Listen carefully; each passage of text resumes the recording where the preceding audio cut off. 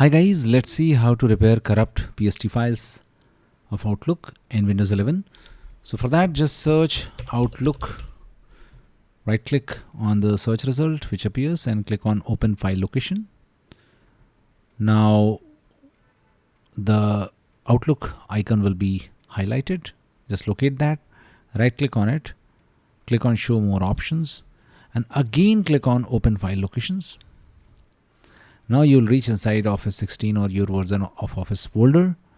Now start typing scan pst.exe and you will find this scan pst.exe. Right click on it and click on run as administrator.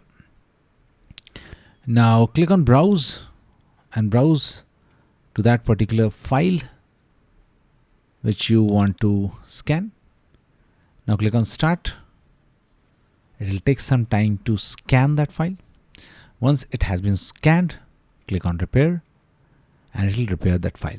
Thanks for watching. Please don't forget to like and subscribe.